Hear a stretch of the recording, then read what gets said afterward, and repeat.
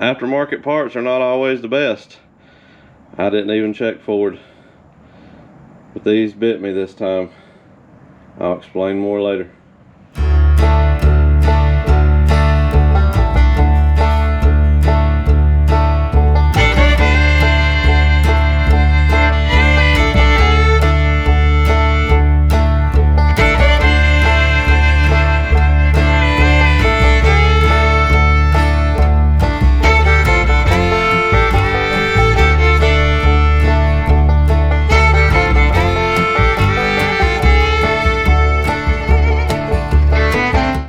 Hey everybody, welcome back to IP Farms. Well, we're in between a little bit of field work right now and getting the wheat planted, waiting on some drill parts and stuff. So, you know me, I've always got projects going on, and Dad's Tractors here's one of them. So, need to get this thing completely finished up and decide if we're going to end up keeping it or if he's going to sell it. He's kind of back on the idea again about wanting 5,000, which, you know, we kind of did in the very beginning, but with me getting the 180 Alice and, you know, upping our game a little bit, the 165 would still be plenty small enough to do the handiwork, and then if he did get a 5,000 it would be nice, but that's another story. We'll see what happens. Regardless, we've got to get this tractor finished up completely and get it to where it's user friendly every day, where there's nothing wrong with it. So if you've been with me very long, you know all the work that I've done. I'll put a few cards up with the brakes, axle seals, oil pan, you know, just numerous things we've done on the tractor. There's a couple that I didn't do. The charging system, we didn't address that. And of course we had the secondary issue with the power steering, and I'll go into a little more detail on that as we go along throughout the video, and a boo-boo on some aftermarket parts. So stick around, we'll see what we can do. Shop work, I know it's not the most entertaining thing for some of you guys, but we got to get it finished. There's no sense in having this good running tractor sitting here in the shop doing absolutely nothing but taking up space. So let's get started.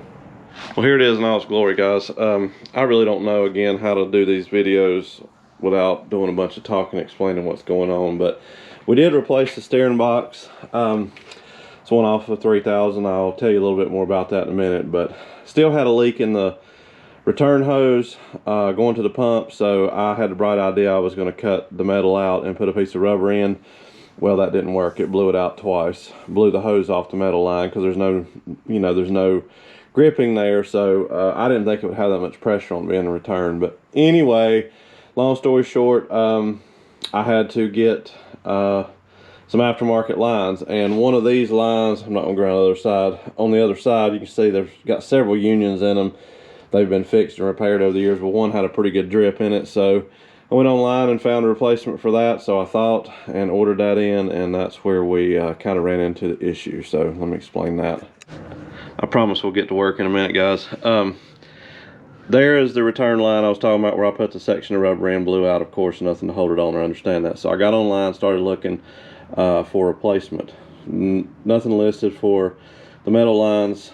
3 or 4 websites listed this, basically just a hydraulic line. Couple reputable sites actually. So I thought, well, that's got to be the right thing then. You know, the length, all of them were the same. It said for, you know, this series return line. So I got it, ordered it. When it came in, it was wrong. 1, it was way too long.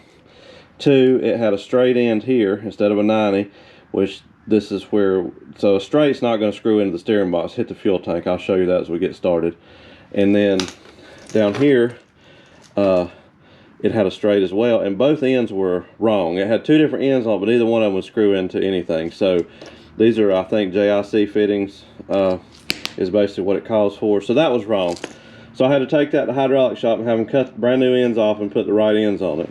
Then, while I was ordering, I thought, well, we'll go ahead and order the metal line I showed you with the unions in it, you know, to go down to the power steering assemblies cylinders. Well, again, listed nothing in metal lines. Everything was this replacement little 1/4-inch rubber line here, or hydraulic line. Thought, okay, well, no big deal, you know, it's the right length, everything's good, don't have to explain anything to the hydraulic shop. So I ordered it. Again, wrong. It came in with both this style fittings, which this is actually what screws into the steering cylinder itself. 90, no problem. Well, it had that same kind of end up here. Well, that's not right. This right here is what goes into the steering box. Got an O-ring end right here which screws in, and that's a JIC fitting. So Got to take this to the hydraulic shop, have them cut a brand new end off and put the right end on it. So I usually don't bash stuff online, but I didn't check forward. Like I said, maybe you can still get the metal lines. I sure couldn't find anything online. But if you guys are replacing the power steering lines from the pump to the box, or from the box down to the steering cylinders, and you know anything different than what I came across, let me know. But just be aware, you'd be better off just going to the hydraulic shop, starting from scratch, and telling them what kind of fittings you need and the links, rather than trying to order this stuff online. So even with the hydraulic line, you know, there's no real good, I don't necessarily say routing of this to where everything's going to work perfect. I don't know how the best way to do it, but I guess we're going to go under the hydraulic pump here like the old one did, and around.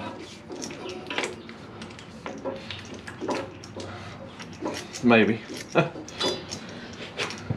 I've dreaded this. I don't know why. Something really simple.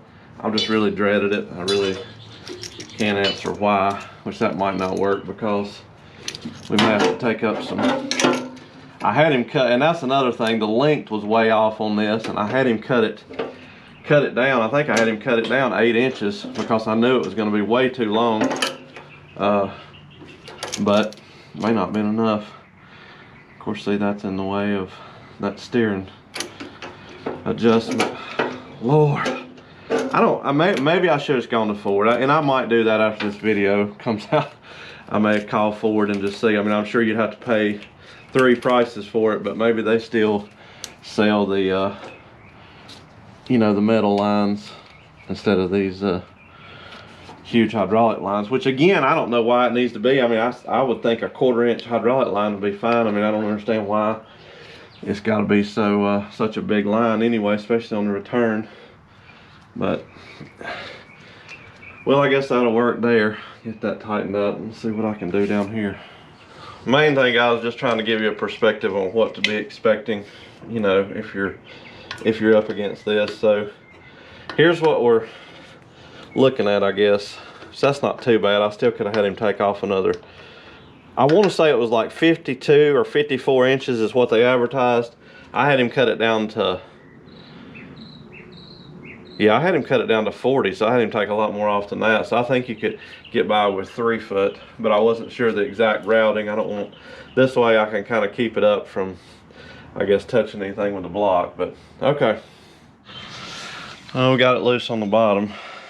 If I've got the right line, I'm questioning myself now, as long as it's been, if I'm even taking the right line off. So I'm trying to be really easy so I don't mess anything up in case it's not the right one. Sorry, my arm's in the camera. I don't know. I've seen tractors for sale before with these lines on there, these, you know, rubber lines all twisted up around here. I thought that looks crazy, but I mean, I guess if you're good with a tubing bender, you can do this yourself, but I don't know. I'm not that good. I don't have the patience for it, mainly. Well, let me fish this out of here. I'm not gonna make you sit here and watch me try to figure that out. All right, I thought I'd show you guys this. Get out of the sun there, the shadows. See if you can see the bubbles, or the bubble.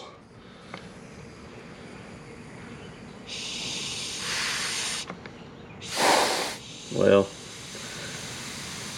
you see the bubbles coming up there? It's just barely. I was beginning to wonder if I was doing this right or not. I wish I could zoom that in. But yeah, just a little bitty, looks like a small crack where it was bent. Right there. I see it now. You probably can't see that though. Anyway, I thought that was neat. Alright, well, let's get it on. Oh, and all I did on this end, I didn't have a golf tee, so I just took an old pencil and stuck it in that end, put the fitting in it, and it holds pretty good pressure. Enough for what we're doing anyway. Well, I do not like that at all. Again, I'm going to reiterate it probably for the 10th time. If you're going to do this, take your lines off, take them to your hydraulic shop and get them to make them. That easily could be a foot shorter. I mean, it just needs to go from there, loop right up around. I don't get it. I mean, I'll have to make sure once I get everything moving, cranked up and see what turns and what's going to get close. And I don't know, I don't like that at all. But anyway, it's probably not going to focus on that, but of course this collar right here is giving me a fit. That's probably one of the most aggravating things on these tractors, getting that collar in and out. Not going to worry about that. Don't look at that. Don't pay attention to that. Will it focus? Probably not. The threads are pretty boogered up here on top of this steering shaft. I think across somebody hitting it with a hammer, beating on it, I guess, trying to get the nut off. I don't really know, but my buddy was here when we put this box on, gosh, a month and a half ago, and he says, get your file out. I got a little set of ignition files, and he thinks I can get these threads started back where I can get the nut on there. I sure hope I can. We're going to do something. The steering wheel might go on there and never come back off, but I'll bring it on for a little bit of that too.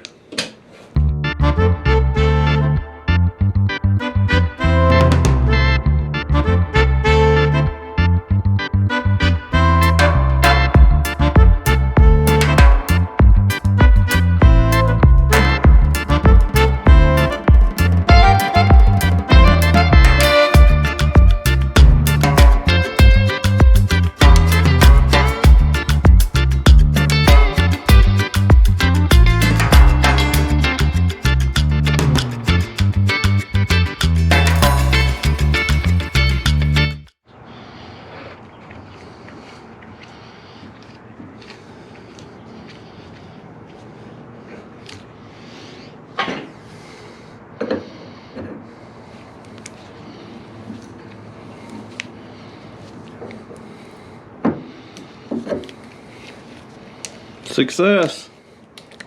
That took a lot longer than I thought it would, but we got it. Well, it's been quite a while since I had the camera on. I just started rolling right along, tracing out a bunch of wiring gremlins. Still not finished. I don't know, there's no way that the generator or voltage regulator was anywhere near being able to work with the way it was wired up. Oil sending unit wasn't wired right. I don't know. I'll give you an example right here. Look, we're going to put us a piece of connector wire in from that to that, and that was just taped up in the harness there, so left that out.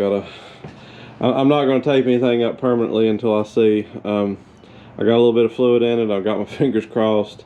I don't have any issues there. I'm going to try to get it cranked up and pulled outside, let it run for a little bit. Check it with the voltmeter to see if it's charging by chance, see what lights are on in the dash, and go from there. I'd love to be able to say this one's done and put the hood back on it, but I don't know, we'll see. Well, it's charging. I couldn't really get a good connection. Anywhere from 13.8 to 14.2, give or take. No leaks so far. I think I'm gonna run it out here and get some fuel in it, use it for a little while and see what happens. I still got a light on in the dash for the amp meter. I don't know what's up with that. I got to do a little bit more research on that. Somebody really jacked the wiring up on it, so it's charging. That's the main thing.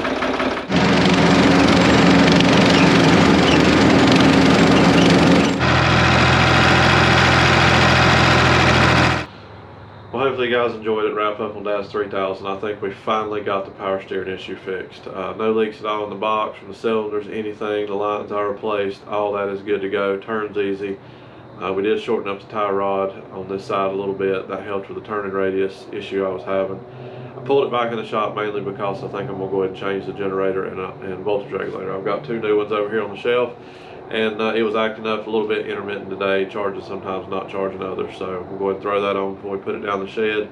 Other than that, it's ready to go. I'm looking forward to it. Probably in the future we'll rewire the lights and put some LEDs in the front. I need to add a couple on the back for implements and an umbrella at some point, and we'll go from there. So hopefully you enjoyed it. If you got any questions about any of this that I've done to this tractor since day one, I'll throw some cards up throughout the video. Don't hesitate, drop them down in the comments or my emails in the about section of the channel. I'll be glad to answer anything that I can. I don't know exactly what I'm doing on them, but I do have quite a bit of time on this, especially with the power steering issues. So thank you everybody for being here. Really appreciate you following on the journey with me.